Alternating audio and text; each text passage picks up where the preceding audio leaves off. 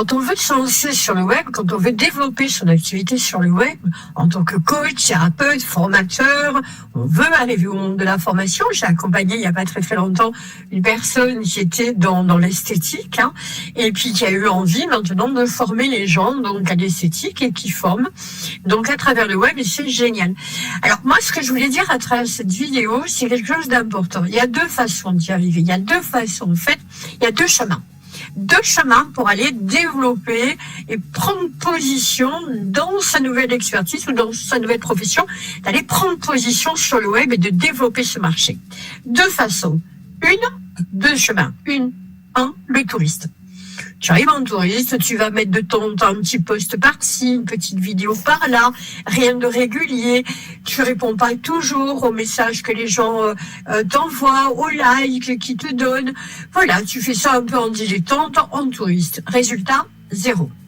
Donc, alors, si c'est juste pour t'amuser, voilà, si t'as pas besoin de plus, mais ton résultat, c'est 0. Donc, si tu te dis, ah oui, mais j'ai posté pendant 3 jours, 15 jours, un mois, et ça n'a pas donné de résultat, c'est que ça ne marche pas.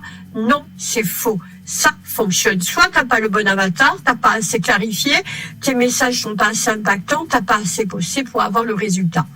Rappelle-toi, quand tu t'es formé en tant que coach, en tant que thérapeute, tout ce que tu as pu apprendre, si tu l'avais travaillé en dilettante, si tu étais allé en formation, si tu avais tout fait ça en dilettante, aujourd'hui, tu pourrais pas dire que tu es un bon accompagnant parce que tu maîtriserais pas ton sujet. C'est normal.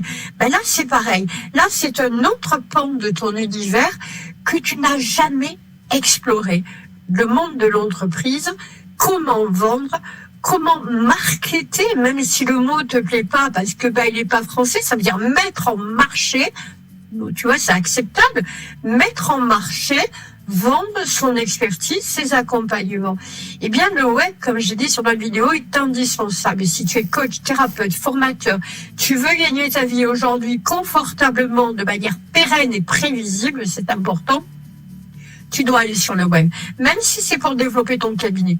Donc, ta deuxième route, en fait, le deuxième chemin, c'est celui du succès, c'est te faire accompagner si tu sais pas faire, parce que c'est pas quelque chose qu'on invente, Prendre l'exemple du gâteau au chocolat, on te dit fais un fondant au chocolat, tu fais comme tu crois qu'il faut faire, tu vas avoir un truc avec du chocolat, mais c'est pas sûr que ce soit un fondant au chocolat.